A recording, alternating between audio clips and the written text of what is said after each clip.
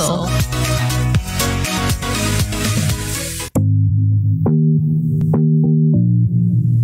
You're listening to Podsitive Vibes with Shane Nikolic, making positivity and gratitude louder in a podcast world. Podsitive Vibes with Shane Nikolic.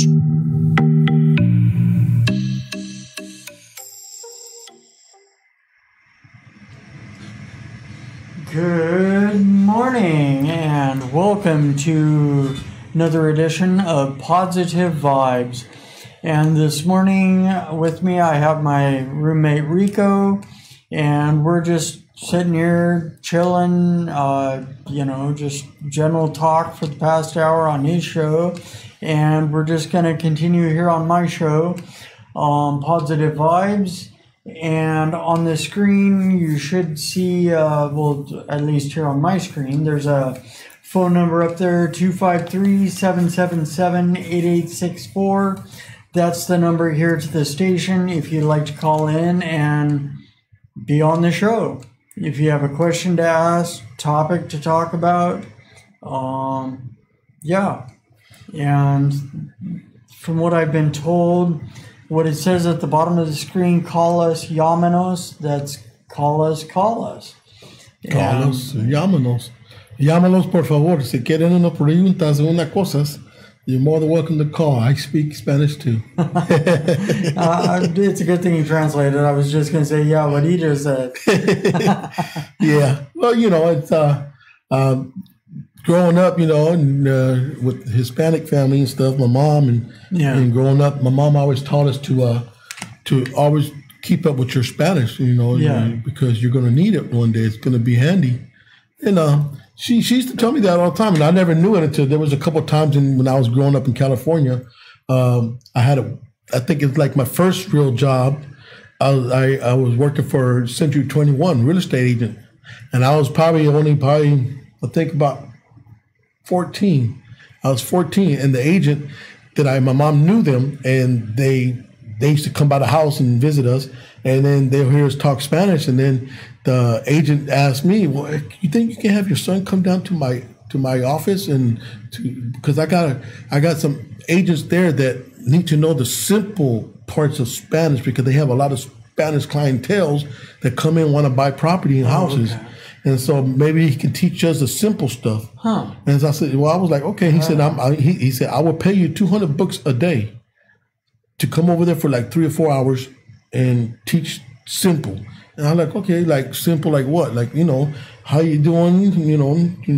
¿Cómo estás? And, ¿cuánto quieres, how much you want to spend? How much are you looking to spend to buy a house? Mm-hmm. So I'll teach them cuánto quieres, para cuánto quieres comprar la casa? How much money are you going to spend? Yeah. So just simple stuff like that. And the guy was paying me $200 for like 2 to 3 hours sometimes just to teach them simple stuff. And I really didn't know nothing about teaching Spanish and nothing like that.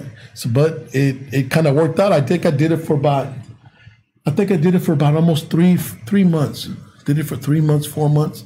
Yeah. And made some good money with it. And then after that, they got a hold of the simple stuff and they were doing good. He was thankful about it. Hey, thank you, man. Thank your son. And he did great. They learned the simple stuff. Nice. Now they're learning Spanish a little bit more. So it was kind of cool, That's why I still keep up with it now. I'm not the greatest, but I also do Spanglish, I'll talk Spanish and then English and then Spanish, English, Spanish, break it down in two different the languages. Yeah. Yeah. Well, that'd be handy. I'm thinking on a show or, media of some sort, being able to, connect with these listeners over here that just know English, and also at the same time, these listeners or viewers over here that just know Spanish. Right. Yeah. Well, yeah, of course. So, I was going to say, next Sunday, I'm looking to bring in a guest a guest speaker. It's a matter of fact, it's how would I say it's I always say it's my homeboy, my homie. Yeah. I grew up with him. We grew up together in California. And the weirdest story is that the funniest story out of this is that he was out here way before I was. And he was already out here. Like I came out here in 97. He was out here like in 94, 93, 94. I came out here in 97, visited my brother, and then I went back to California, and then I came back in 2000. But and when I came back, then I heard that he was out here, and I looked him up, and like we finally hooked up, and, and we talked, and I was like, man, he's like, man, he was the same way as I was. I just had to get away from the BS and all the stuff out there. I had to get away from that lifestyle, man. I wanted to change my life and be different. Yeah. So he came out here to get away from all that as well. And to this day, now he just graduated from college with the BA degrees and the AA degree and counseling. He does counseling for youth counseling. So he's got his license and degree for counseling therapy for kids and teens.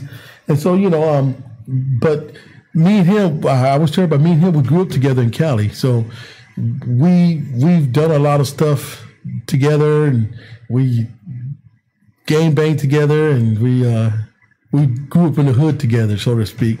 Yeah. But he's going to be a guest because I think that he can kind of bring light to what I said, and then he can bring more light to it so people can really say, oh, wow, they really, because he came a long way too. He done prison time too. He can share his story about how he ended up going to prison as well. And so now him being an ex-con like myself, and now look at him now today, that is the beauty part of, trash can become treasure.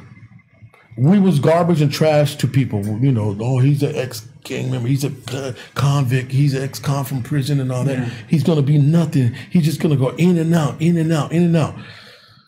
But to everybody that knows, it's trash becomes treasure. We're somebody's treasure right now.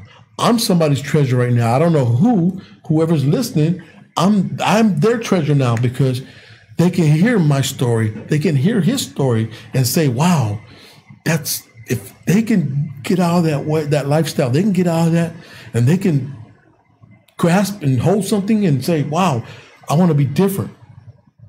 And guess what? I'm different. Yeah.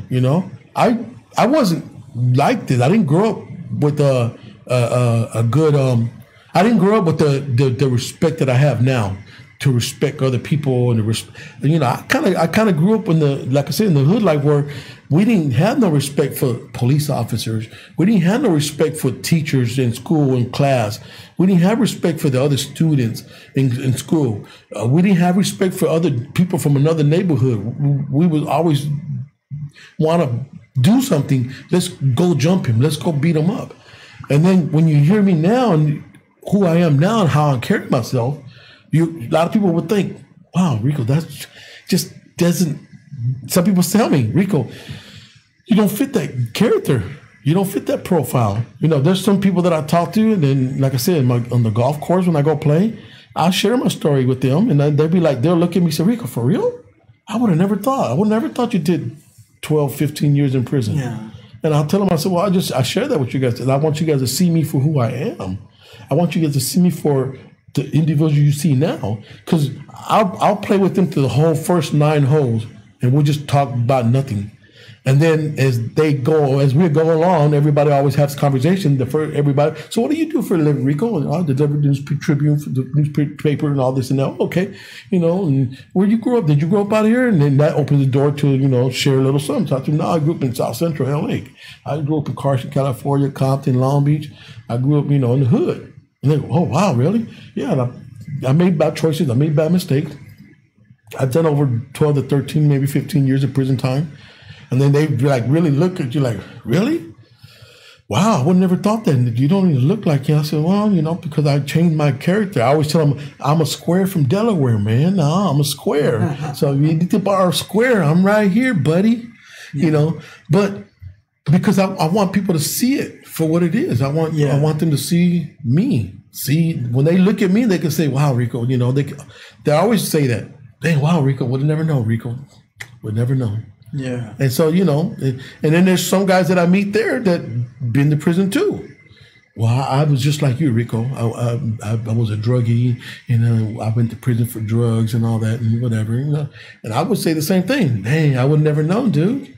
And no, I changed my life, and I own my own business. Now he owns his own business. And that just, it goes to show, even drug people that do drugs can change.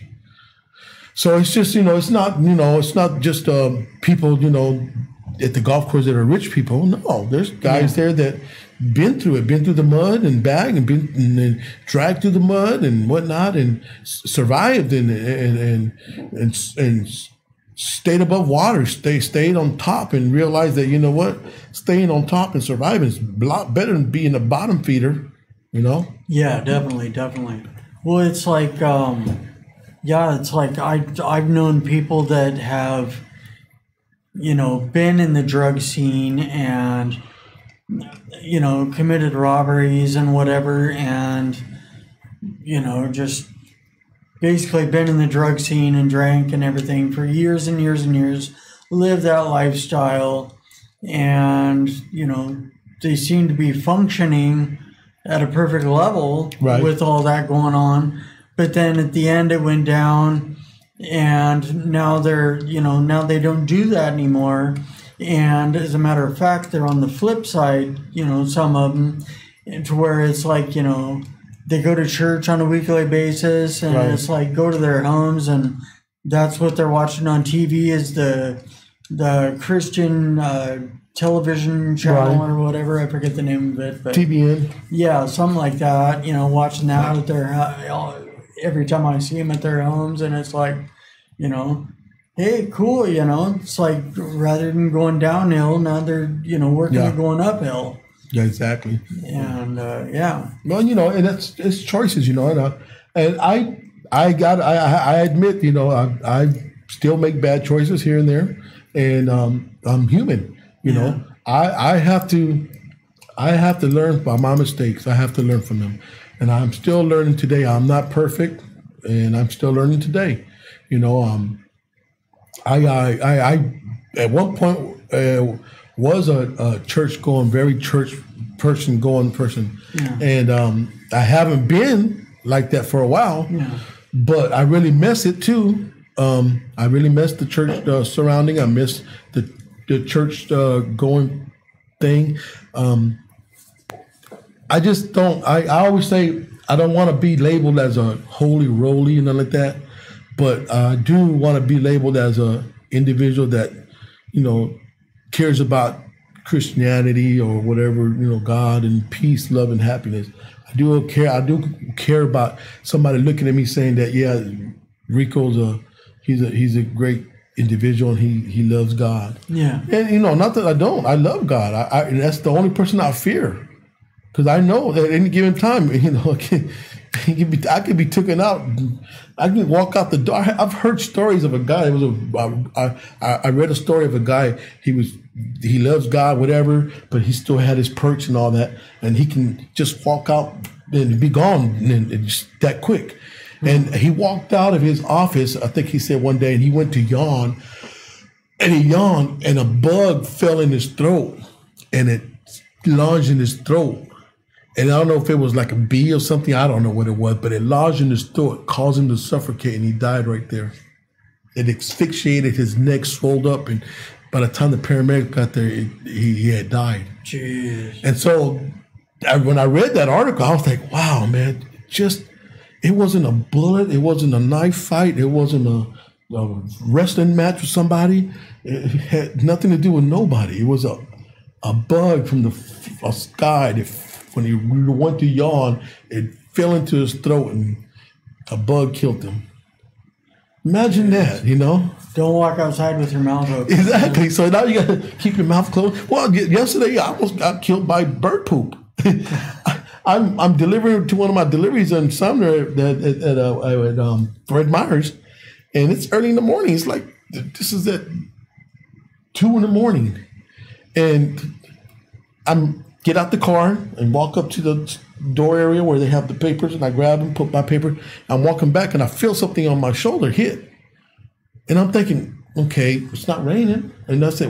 And it should be no water dripping from up there, from the rooftop right there. So I look up there, and I don't see nothing. I don't see a bird or nothing. But then I look again, I can see poop all up there. I say, okay, what bird has it out for me? So I look my shirt and start looking and I'll take my shirt off. So I take my shirt off, showing up, there's a poop stain.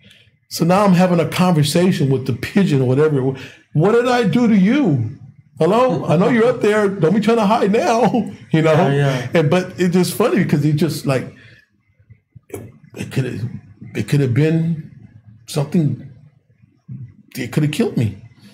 You know? I mean, so, you know, it can happen. Just that happened right there, just dropping on my shoulder, just out of that, just like that. It was like, it just reminded me about, you know, dang, it could have been something falling out of the sky and hit me in the head and killed me. Yeah. You know, so, you know, those are the things that we have to always look at and think about, you know. Life is precious. I look at life every day and I thank God that I'm alive. I wake up every morning and I do it. When I wake up and I'm ready to go to work, I say my prayers, do my cross, and in the Catholic version, my grandma grew up Catholic. She always used to tell us, you know, you do your prayer, you know, thank God for another morning and go about your business. Yeah. And so I do. And because I'm out there driving early mornings and I see some crazy drivers out there. And there's times where last night, I would say, there was a car that just sped through the light. If I was an individual, as soon as the light turns green and take off, that car would have hit me.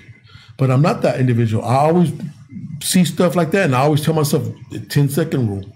Because the light turned green don't mean that, you know, you can go, because it's always that one car. So it turns green, I wait a few seconds. 1, 2, 3, 4, 5, 6, 7, 8, 9, 10. Boom.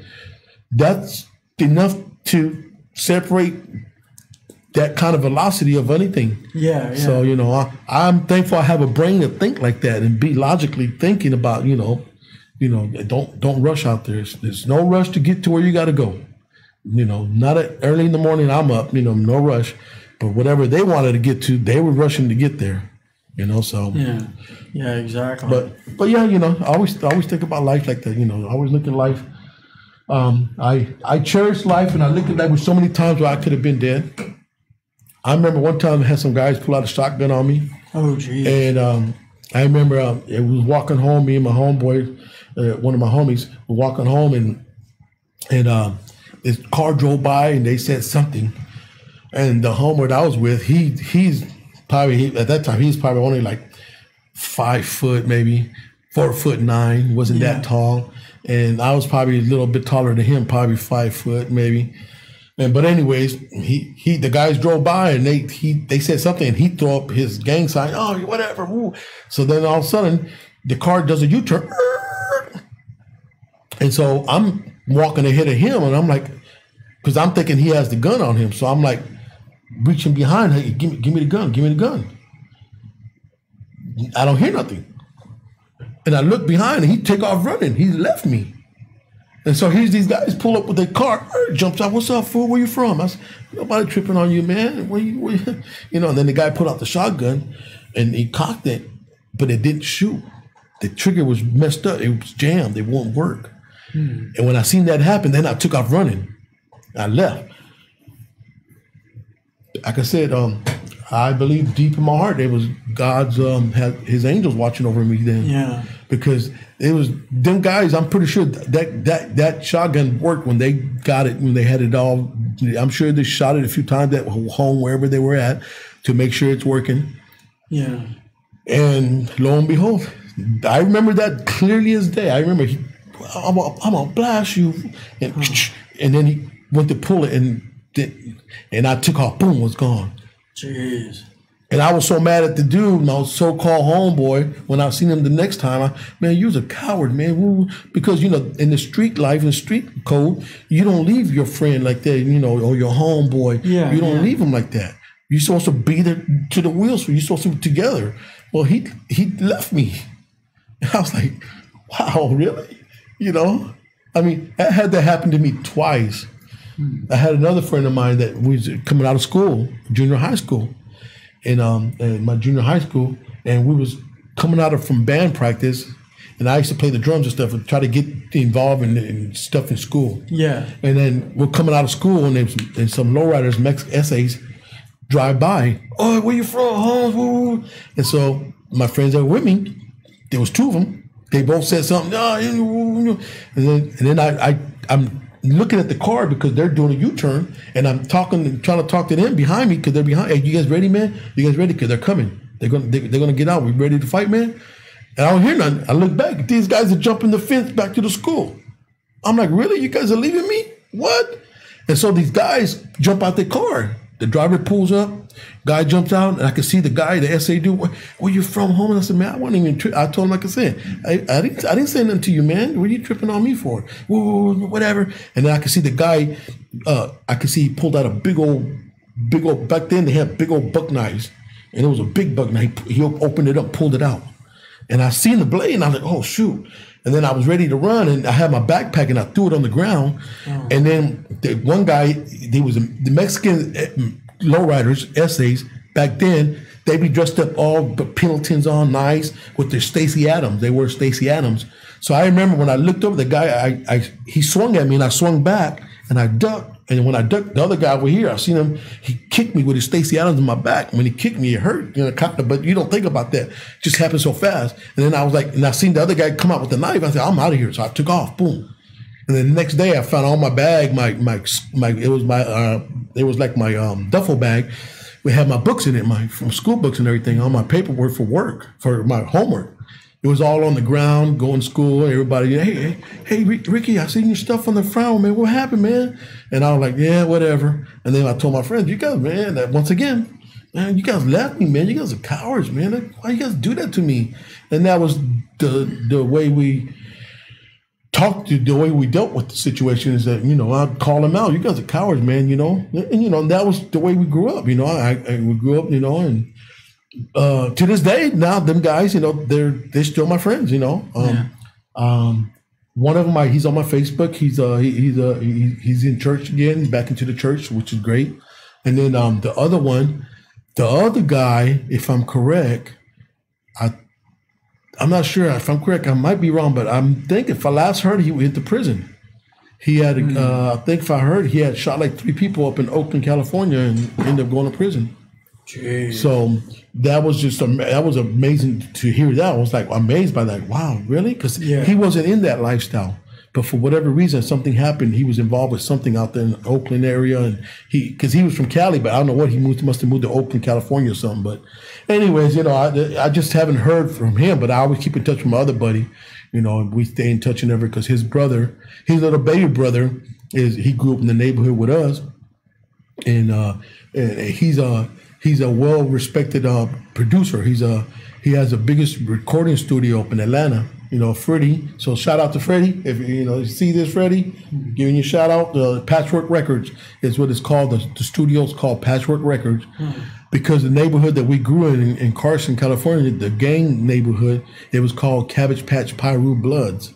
So for him growing up in that neighborhood, he wanted to give back to the community and give back to the neighborhood to let everybody know that I'm supportive towards you guys. I want you guys to know that you guys are welcome to come to my studio if you're into the rap industry and do something positive. That was why he embraced the name. So he took the name, the Patch, and put it into his studio name called Patchwork Studios. And so to this day, it's one of the best top #1 thriving studio in Atlanta. He does 50 Cent to Eminem to Mariah Carey to T.I. to whoever comes there. Snoop Dogg, he does everybody. So and he had Tupac there before he died. Tupac was there. He got pictures of him with Tupac. I mean, so it's great to see some of the people that I know growing up to be something in the industry. Yeah. And it's always good to know that because I see a lot of people that I see in the music industry and I know of them because I remember when they were little, now they're grown. I said, wow, he grew up. Look at him. He's a rapper now, man. That's crazy, man. Or I see some of them on TV, like Ice-T. Ice-T's he was close with. He was a good friend of ours, Ice-T from CSI. He used to rap for us in Venice Beach before he became famous. He used to rap for us when we used to break dance and pop like at Venice Beach. You know? Nice. He used to do all that. And then all of a sudden, now look at him. He's all, you know, CSI for so many years and married to his wife, Coco, and stuff. You know, beautiful wife, Ice-T. So, you know, much love and respect to Ice-T and everybody. But I know for a fact if I wouldn't have chose the life, what I was doing, I probably would have been somewhere in that industry, in the movie industry, because I used to do play production. I used to do play productions, and I was always doing plays at my high school. In high school, I was trying to change. I was trying to do something good in my life. So I was in play production and doing that. Yeah. But at the same token, you know, I was balancing out the balancing act, play production. I was doing that, and I would get good reviews from a lot of people that knew me in the high school. Oh, Ricky, that was good. That was a good play you did, man. That was cool, man. You played a good part, man. Yeah. We did. I remember we did Thriller. We did a Thriller dance, Michael Jackson, and we did with the zombies, and we used to pop lock so that we did the popping, you know, and everybody know, oh, you guys killed it, man. You know, man, you guys did that. It was almost just like the video, and so we did 2 shows. So everybody know, you know, hey, Rick, that was good, and you did good, and you and so and whatever. And so, you know, and then the street life, it was over here where, you know, money. Money was good. Money was good. Money was like, if I can make 1,000 bucks in 5 minutes, I'm happy. Yeah. 5 minutes, 1,000 bucks. 10 minutes, 2,000 bucks. I mean, who's not going to be, back then, who's not going to be happy with money like that? We didn't have it like that growing up. My mom we struggled for, you know, my mom struggled to make sure that bills were paid and make sure we had food in the house. You know, whenever we did have good cooked meals, it's because mom, you know, saved up to buy pork chops and chicken and roast and all that to have a good dinner on Sunday. But on regular Monday through Friday, peanut butter jelly sandwich, peanut butter tortilla sandwich, peanut butter tortillas. It was good. Warm up tortilla, put some peanut butter on it, roll it, and try it. You guys will love it. It's called a poor man's dinner. And but mom did what she had. She did what she could to make sure we was fed. Yeah. You know, potatoes. You know, she'd buy bags of potatoes. We'll make French fries. And we know we didn't have enough food in the house. Man, we go to 2 bags of potato. We'll make big old French fries, big old plate full of French fries. And it just won't be us. Our cousin from down the street, the Bradleys, that come down, you know, to eat with us too. Hey, you making French fries? Yeah, I'll be right over, you know. And so it was just, you know, that's how we were. And it's sad because nowadays these kids that we have, this generation, they don't know what it's like to go outside and play. Yeah. You know, go outside and play. Go outside and play with your friends. Go play handball or go play kickball. Go play softball or go play tackle football on the street. You rarely see that. Yeah, exactly. That's like I was saying on a post of mine on social media the other day, you know, describing life before my brain injury, which happened when I was 11, and which was, you know, 1986. So it's like, you know, we didn't have the internet and computer, technology as it is now. We had computers, but just not like it is now. Technology wasn't as integrated into our lives.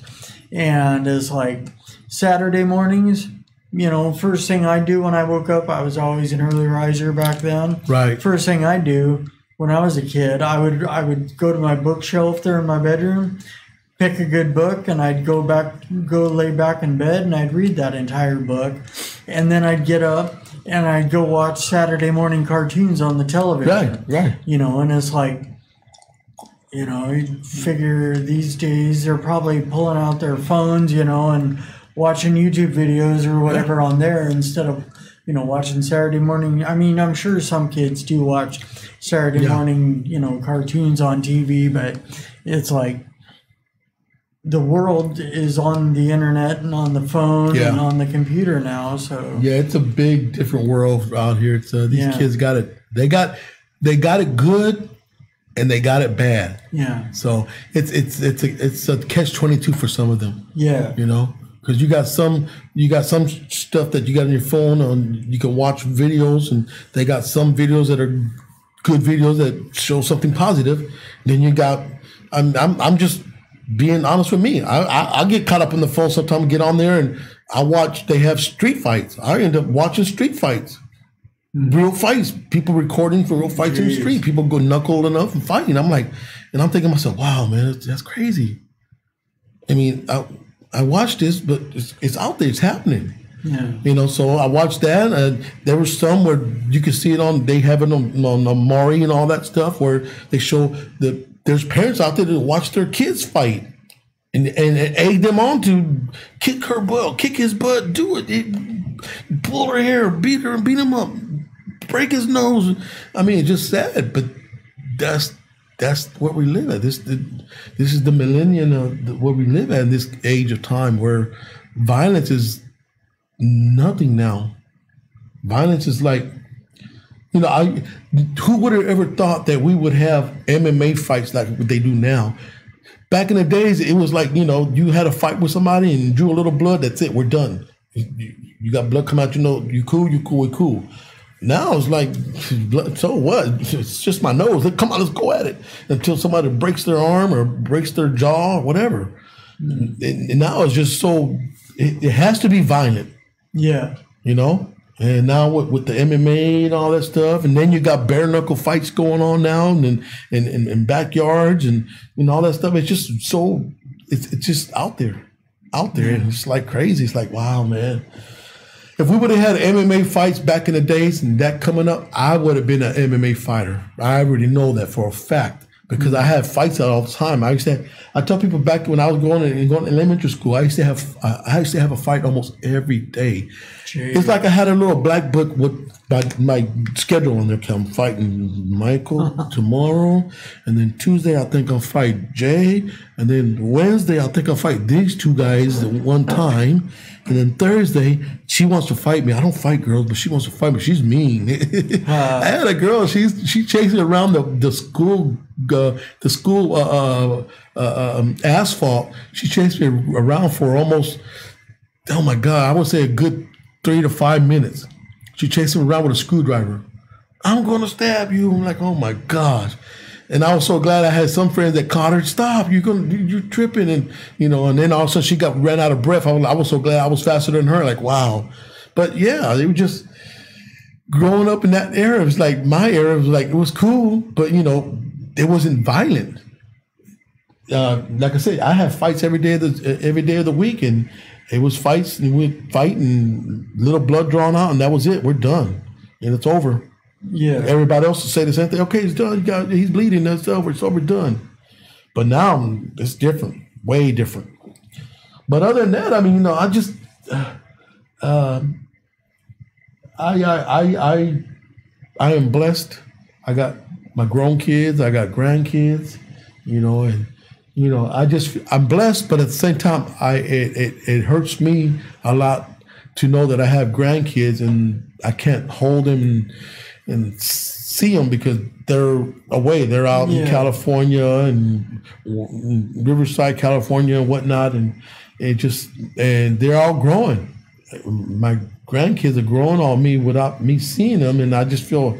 It does. It bothers me. It makes me feel sad because I see other people out here with their grandkids, and I'll tell them all the time, man. I'll tell my brother's got his grandkids here, and I'll tell my brother, man, bro, you're blessed, man. You're blessed, man, to be around your grandkids, dude.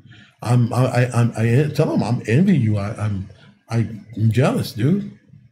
But I really can't do nothing about that. The only thing I can do about that is save up money and try to take a road trip so I can go see my grandkids, Yeah. And that's just one of those things too, where it's like 1 minute you're saving up money for that, and then next thing you know, something comes out and it's emergency, and then you have to use that money for that. Yeah. So it's always something like that. So it's like you try to get ahead, and then boom, something comes up. So hopefully this next year coming up, I'll be able to take a road trip and go out and go visit grandkids and all that in California. Right on. That'll be nice. Yeah. That'd be nice to go out there. Definitely. Well, road trips are always nice. Nice and relaxing. I remember, well, you remember my road trip here last year, I think it was. Drove down to Carson City, Nevada to meet this friend of mine from Instagram. And it's like, just, hey, that'd be a cool place to go. And, then I can, I went down there primarily so I could meet her. Right. One of my followers on Instagram, she had bought my book and was all, and she watches my show every week and, every week that she can anyway at that time. And, it's like, just, I don't know. I figured, okay, cool. Road trip to Carson City, Nevada, stay there a couple days, check out the area there, go to Lake Tahoe. Right. I ended up going kayaking, and then on my way back, I took a little offshoot over to Ocean Shores here in Washington, stayed there for a little bit, a couple days, and, came home. And the big road trip before that, I went, it's back in 2017, I went all around the western states. And wow. And it's like, wow, that was quite the trip. Took me like 3 weeks or whatever, but wow, it was sweet. That's you're blessed. You're a blessed man to do that. I would love to do something like that. Like I said, it's you try to save up, and then next thing you know, something comes up. But I'm hoping I hit the lottery or something. Or find a lottery, find a lot of money somewhere. Yeah. Or I always be looking like I'm gonna get on the YouTube and look at the coin thing, and there's certain pennies that if you find a certain year of penny and this penny is worth this much money, well, I'm still looking for that penny because I want that. One of them worth like 20,000 or something like that, $30,000 or something. And that's a lot of money there. I could take that. I mean, I don't mess money, but like I said, growing up and doing what I used to do, and making fast money, I used to make it easy. We used to make at least about a good $10,000 a night, and when I looked at back then, I look at it like, wow. There was times that I would bums your ass for like $5. Can I get $5, man? I'll give them $50. You don't even care. It's $50. Go get you something to eat. Go get you a pair of shoes or something, whatever. Because I just thought it was the right thing to do. Yeah. And so it was the right thing to do. But, at the same time, because, I had money like that in my pocket. So I can give money out to somebody. But, it didn't make it right that I was a drug dealer and all that. And but I still did something positive out of the negative, So, I've always tried to use positive impact to help out whatever I do. Yeah, definitely. And with your positive vibe that you do and stuff, it's great because you give somebody the opportunity to share their positivity with us or with you as well, and then you sharing your vibes and your positivity, it makes somebody look up and say, hey, I appreciate you guys sharing whatever and speaking on this and speaking on that, because it opened my eyes up, opened my ears a little bit more to understand a little bit about this and that. Yeah, it's like, well, in the past I've shared, in the past I didn't really share much, I was just negative and right. Ball on negativity, and it's like now that I'm actually trying to get to a better place in my life, now that I've gotten to a better place in my life, now I'm actually, not only feeling better about myself, but feeling back up on that, not just feeling good about myself and keep it to myself. Now it's like wanting to share it, right, and help others with it too. It's like my writing my autobiography, how I had the brain injury, was in the coma and recovery from that, and now living with multiple sclerosis, and I just keep on going. And it's right, like, you know, the reason I wrote my book was, maybe help inspire, motivate some people, Yeah. To not sit there and feel the weight of their situation holding them down. Right. But, get up and, do something, do whatever, just whatever you're able to, just to move forward. Maybe you'll help some other people move forward. Well, yeah. And that's why I say, there's somebody out there that listen, and hopefully they're getting something good out of what we talk about. And we try to talk about, real stuff and reality and the stuff that's happening, in our life, and it's happening in the real world, things that are going on, even elderly people are going through a struggle. Elderly people going through a crisis. I just seen Thurston County, a 70-year-old man shooting at the police. At Thurston County Police. Jeez. Yeah.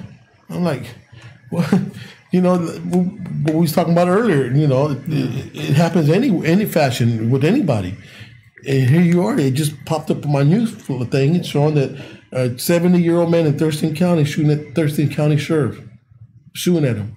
Jeez. It's like, what's going on? What is something's in the food? Or what? I mean, and this is like stuff you see in the movies. And you know what's scary? What really, if you really think really hard, what's the movie where they the Purge? The Purge. The Purge, where they have one night. You get one night to go out and purge and kill and do whatever you want and get away with it for one night. It was a movie. It was called The Purge, and that's what they did. I've heard the name. And they went out. They would let the siren go off, and that means that whatever you had a neighbor you didn't like, you can go kill and get away with it, and nothing be done with it because they had a purge for the night. It's scary because it can happen. Yeah, it can really happen in the real world because a lot of the stuff you see going on now, a lot of the stuff you're seeing in the movies. Let's take the pandemic. There's a movie out on it on Netflix called The Pandemic. And it was talking about the situation like it was what we went through. And it's scary because it was. And the scarier part of that was that also that what's his name? The other rich guy here in Washington? Bill Gates. Bill Gates.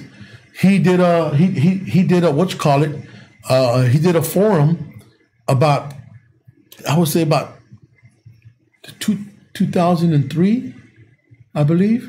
He did a forum. You can look it up, Google it. But he did a speech thing, a big old assembly with the colleges talking about the pandemic, how the pandemic was going to hit the world. He talked about that way before it happened. And they knew about it.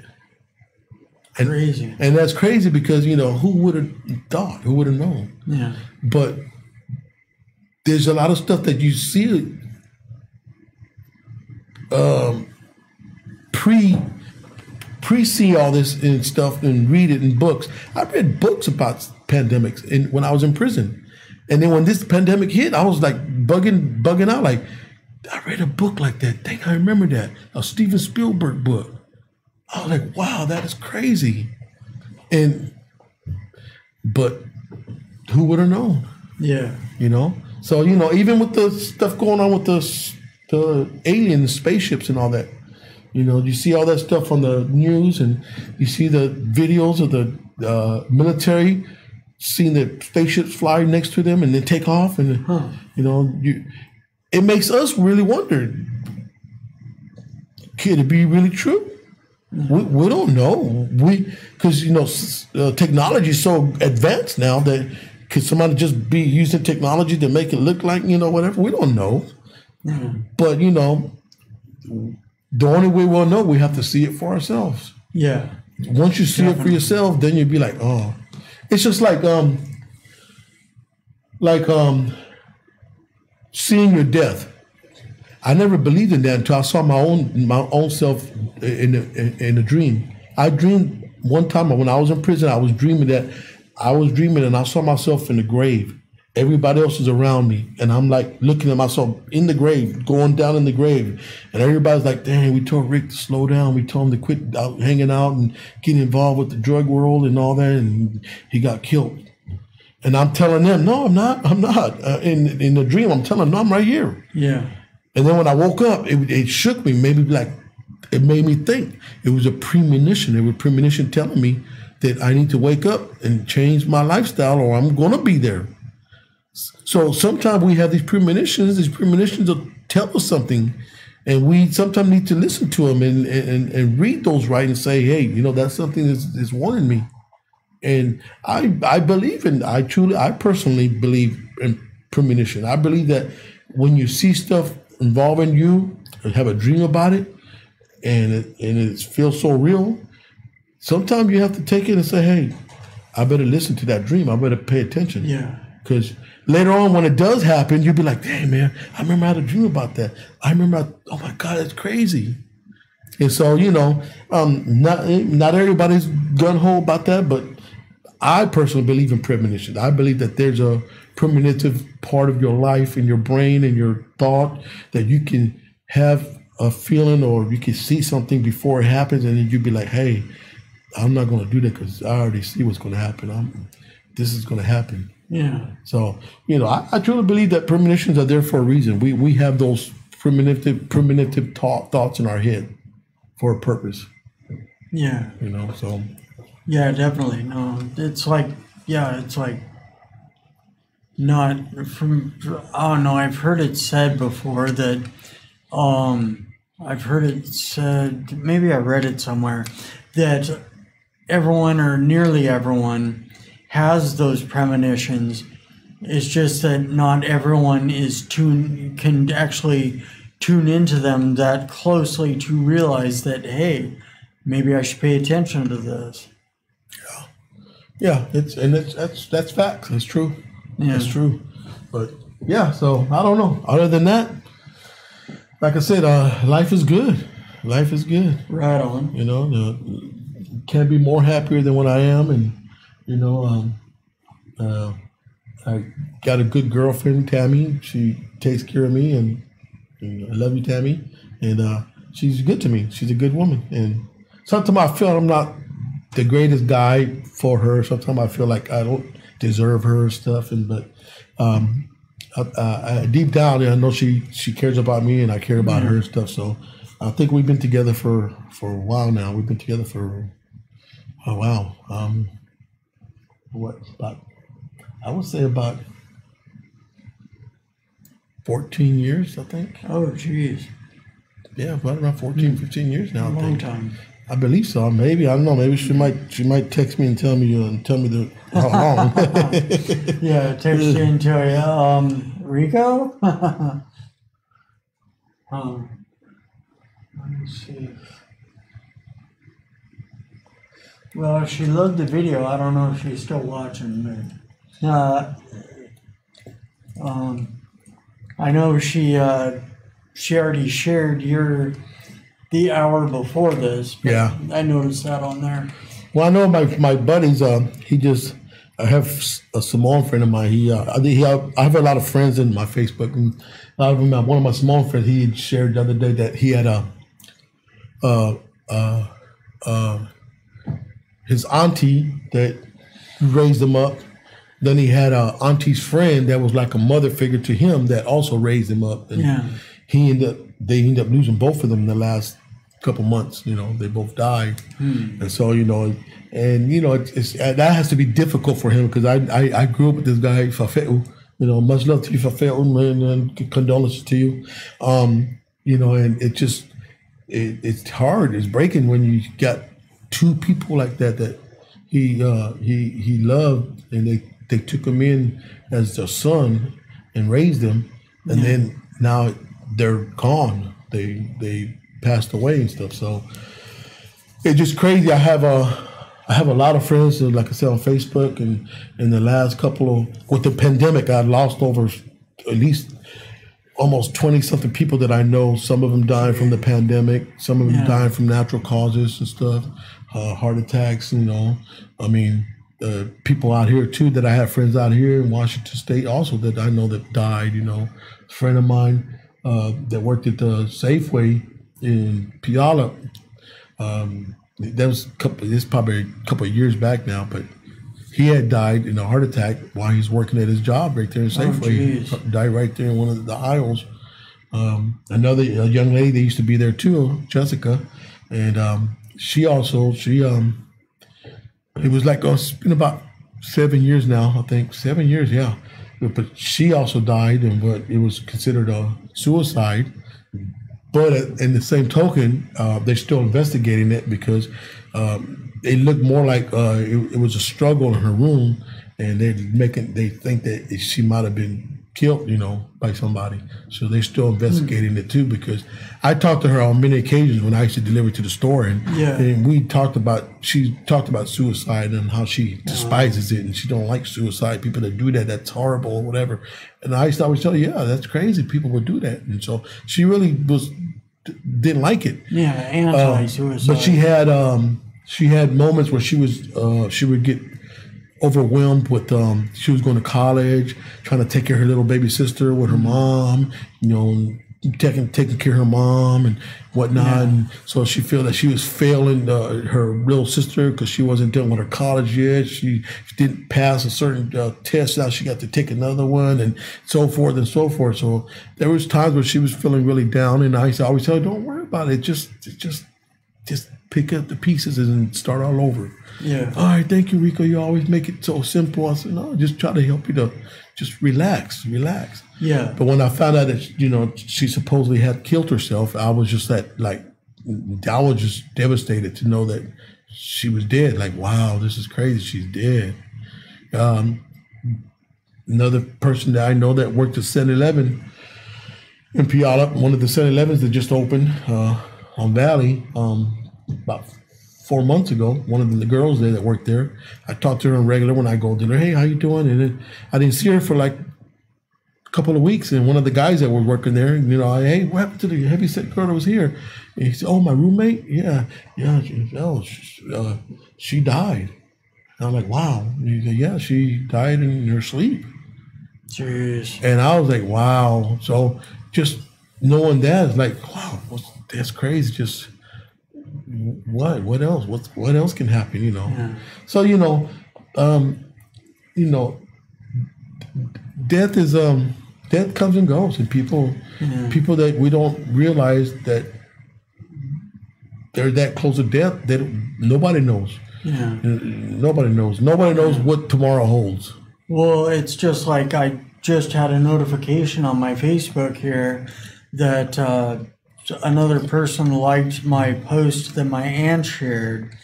I put up a post on Thursday. I think you saw it. Yeah, I saw it. Yeah. About Thursday was July 14th, and it was the 35th anniversary of my falling out of the tree when I was 11. Right. And which I suffered a traumatic brain injury, fell 40 feet, suffered a brain injury. Was in a coma for a couple months, and they weren't expecting me to even survive. Said I'd never walk, and right. I came to a couple months later to a wheelchair being next to my bed and being told I'd probably never walk again. I'm like, man, screw that noise. Watch this. Did therapy and all that, and I was back on my feet. Did you take that wheelchair back to that doctor? No. You should. You should go and say, hey, look. Actually, no. My if I remember correctly, my parents donated the wheelchair to someone else who needed it. Another injured. Yeah. I forget what the story is. That doctor still around? That one that told you that? Oh, I don't know. I would go in there and run in his office and do a yoga move on him and then run out. Yeah. Hey, watch this, buddy. Yeah. But no, actually, my dad bought the wheelchair from a company. It was a quickie wheelchair. Oh, and okay. yeah, there's time. I'll tell the story real quick. But my dad, a friend of the family, we used to ski with my dad, and when my grandpa was ski in the wheelchair. Well, when my oh, okay. I'm not sure if he skied in a wheelchair. I was saying he's very talented. He was a skier beforehand, but then he was drafted, went to the Vietnam War. Oh, okay. And anyway, I'm not sure whether he stepped on a landmine or what happened, but he lost both legs. Right. And anyway, Jim Martinson's his name, and he came back from the war and decided, well, hey, I still want to ski, and I need legs. So he developed prosthetic legs. Oh, wow. And, made a company out of that.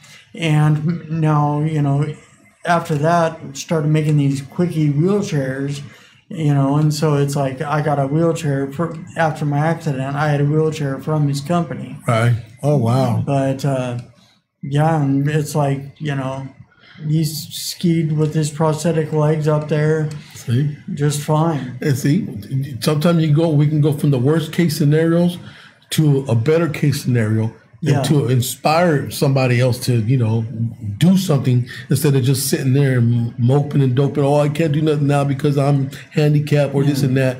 There's inspirational people out there that have been there, done that are doing great things with their situation.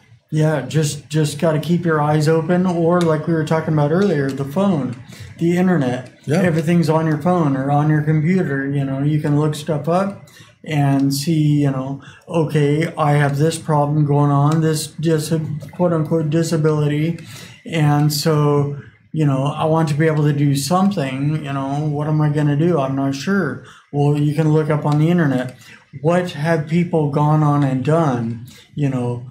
With this disability, right?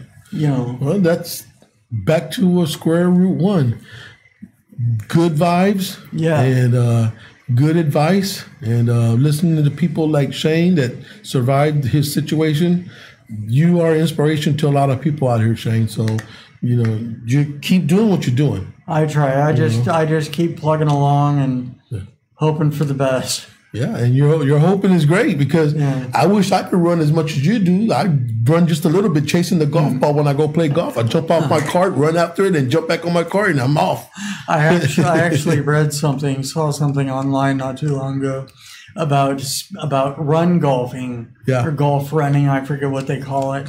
Maybe just speed golf. But anyway, there's these guys that like runners that go golfing, and instead of walking or riding in the cart from hole to hole, right?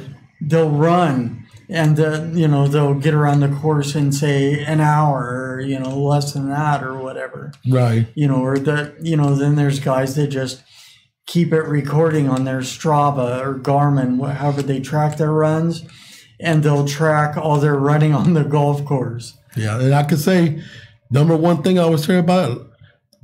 Life has no remote, so meaning that you have to get up and change that situation. Yeah, you have to get up. So there is no remote control for life. It's you. You have to be the one that change it, make the change. So just so you guys understand that everything's done by your purpose and your will and what you want to do. Yeah. Good vibes. Yeah, it's like I've said before. In the past, for years, I waited to see how life would happen for me, how things would happen to me. Right. Waiting for the good things to happen. Well, and I never really put it into action. But I remember there was a guy when I was like 12 or 13 years old. I was bored one day out in front of my house. Like, I don't know, I think I was building a table or something with some plywood, hammer and nails, and out on the concrete pad in the driveway. And he's like working on his house across the street, and he's like, "Hey, what's up? How you doing?" And I'm like, "Oh, I'm bored." He said, "Well, there's only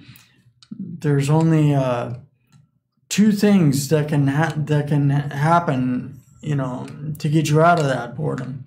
either you wait for something to happen or you make something happen. Exactly. You know, and so it's like, you know, just be positive and make positive stuff happen. That's what it's all about. Being positive vibes is what make things happen. So yeah, exactly. So that's all in a nutshell right there. Yeah. And with that, I guess it's going to be about that time to wrap it up. And I would just remind everyone just to stay kind, optimistic, and grateful, and have a phenomenal day and a phenomenal week. And we'll see you next Sunday. Right. Blessings. Have a good week. Yep. Take care. We're out.